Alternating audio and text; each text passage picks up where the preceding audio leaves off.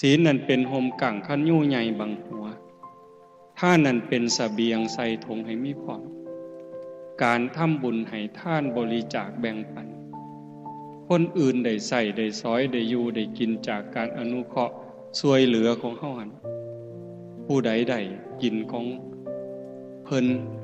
คือเฮาได้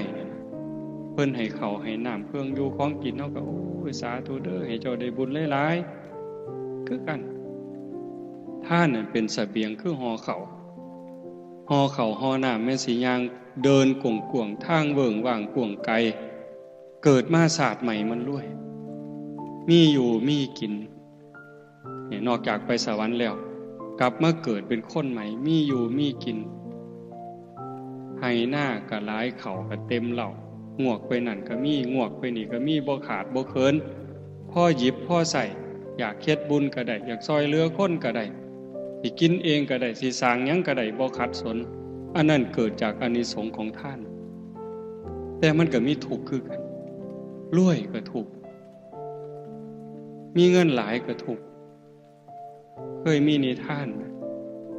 หลวงปู่พุทธทาสเพิ่นเล่าว่ามีคนขอทานผู้หนึ่งไปนอนอยู่ใต้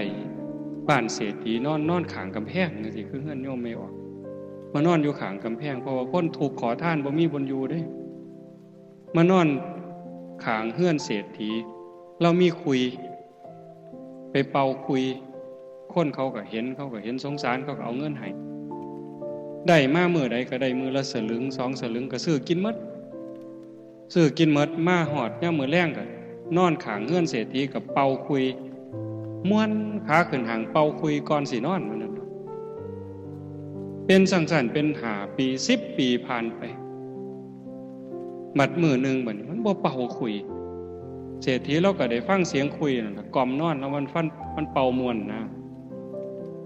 มื้อนี้มันคือบ่เป่าเศรษฐีบ่มีแนวกล่อมนอนบ่หลับก็เลยลงมาเบิ่งมันเป็นหยังมันป่วยว่ามันโซ่ว่าลงมาถามมันก็ดีอยู่ถามว่าเป็นหยังโซ่อยู่บ่